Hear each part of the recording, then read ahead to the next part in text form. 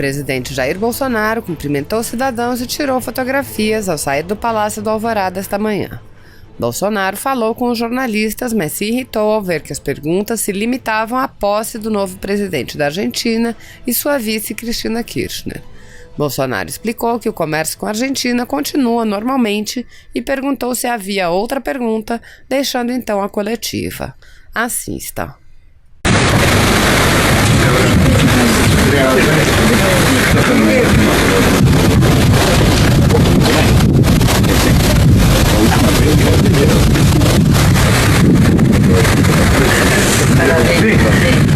Mas aí, primeiro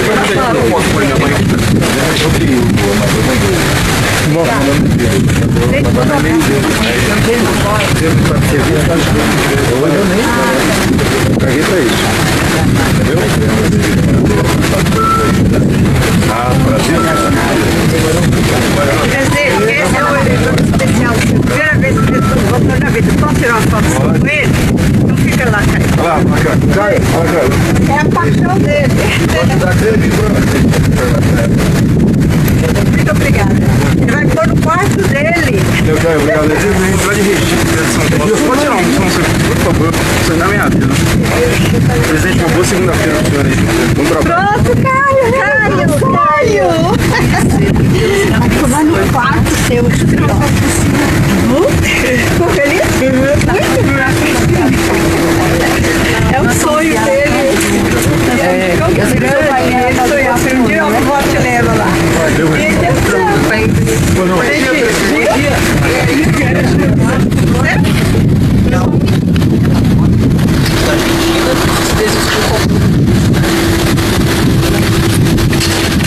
Eu estou analisando a lista de convidados do país dele.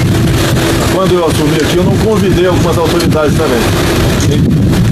E o nosso comércio com a Argentina continua sendo da mesma forma, sem problema nenhum, não vai interferir em nada.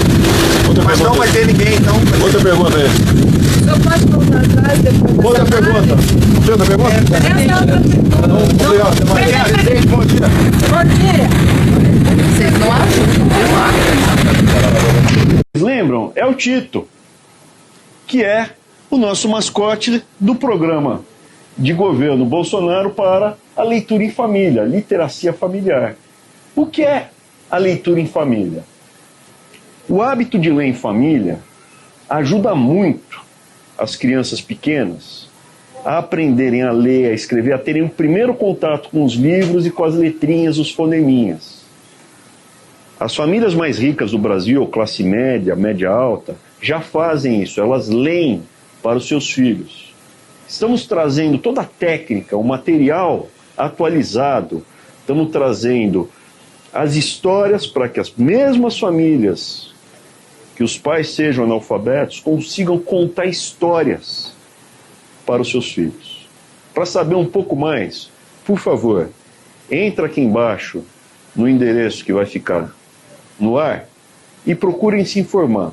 Se vocês conhecem alguém que é analfabeto, a gente vai ter os cantinhos da leitura para ajudar esses pais a desenvolverem os seus filhos para que eles cheguem ao primeiro aninho do ensino fundamental em iguais condições aos filhos da classe média e dos ricos.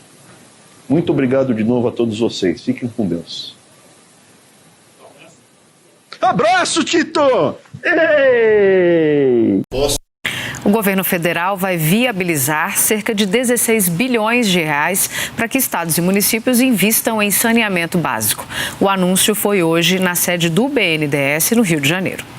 A artesã Fátima Mendes mora numa casa de vila no Rio de Janeiro. No local não existe saneamento básico. Para os moradores, é um sofrimento conviver com essa situação. É um problema de saúde e são mais de 300 pessoas que circulam pela vila e dependem de uma situação dessa situação ser melhorada, né? Cerca de 48% dos brasileiros moram em lugares onde não tem coleta de esgoto.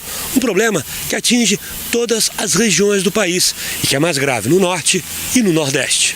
Para reverter esse quadro, o governo federal apresentou hoje na sede do BNDES um plano para ajudar os governos municipais e estaduais a desenvolverem os projetos na área de saneamento.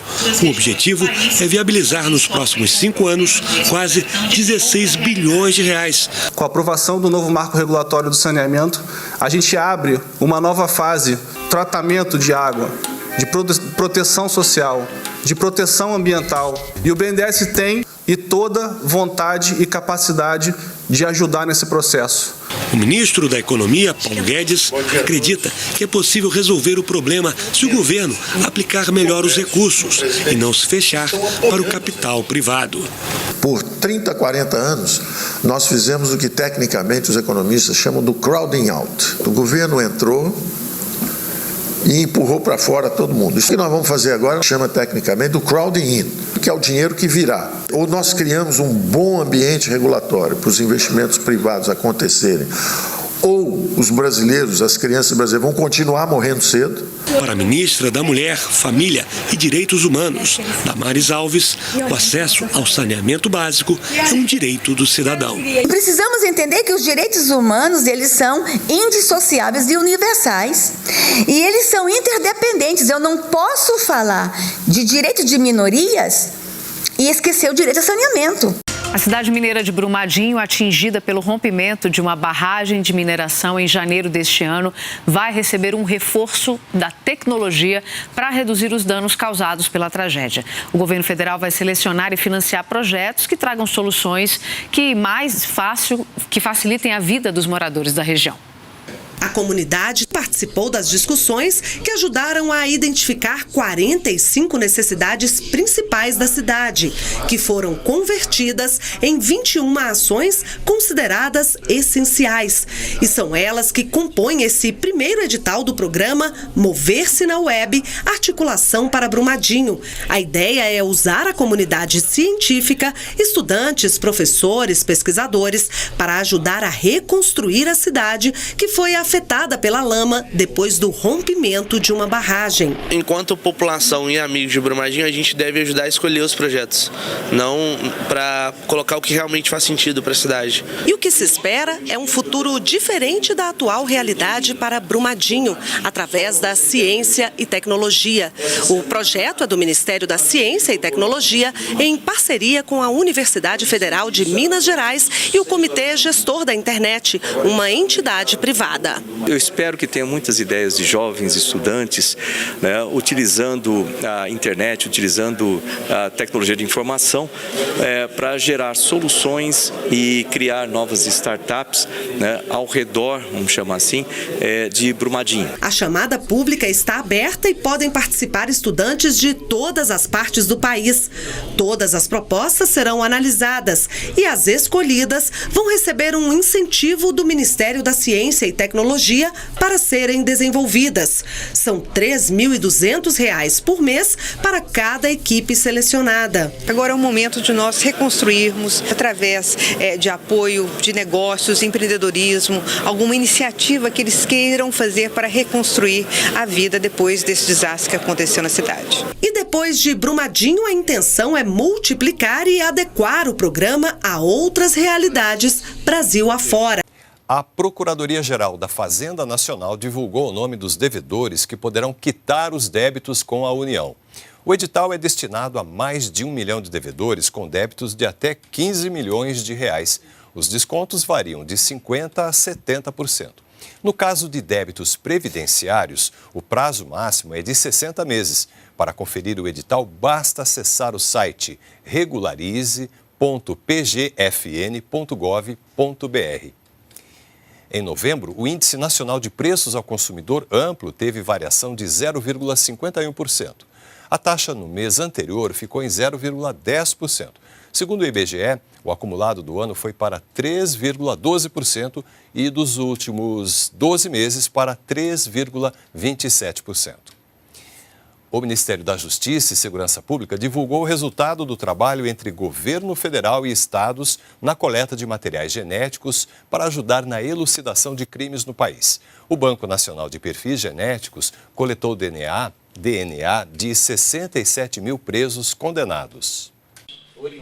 O número superou a meta do governo, que era de 65 mil. O resultado representa um crescimento de 685% em relação ao mesmo período do ano passado. O governo pretende que os cerca de 140 mil condenados no país tenham seus dados genéticos inseridos no Banco Nacional de Perfis. O resultado de um teste de DNA pode identificar ou inocentar um suspeito. É uma rede integrada com os vários estados, e colocando os dados dos vestígios e os dados dos condenados, há boa chance de resolução de crimes. De 2013 a maio de 2019, o Banco Nacional de Perfis Genéticos ajudou na elucidação de cerca de 1.000 casos. Um exemplo dos casos solucionados foi a identificação do responsável pela morte da menina Raquel Genofre. Com 9 anos, ela foi estuprada e morta em Curitiba. E há 11 anos, o caso estava sem solução. O caso da Raquel Genofre, o banco de DNA falou, foi esse. Então, para que a gente possa ter esse tipo de resultado, é necessário que o banco tenha pessoas cadastradas. Então, o caso da Raquel Genofre é um exemplo. O Ministério da Justiça e Segurança Pública, com a intenção de aumentar a taxa de resolução dos crimes e deixar à disposição da polícia um instrumento importante de investigação, tem investido seriamente na ampliação desse banco, com o apoio dos estados e do Distrito Federal. A ampliação da coleta dos perfis genéticos é um dos principais pontos do pacote anticrime enviado ao Congresso Nacional. Se você apoia Jair Bolsonaro, curta este vídeo, manifeste a sua opinião e compartilhe para que a vontade do povo brasileiro seja conhecida. Inscreva-se no canal para ter acesso gratuito ao nosso conteúdo. Uma produção Folha Política.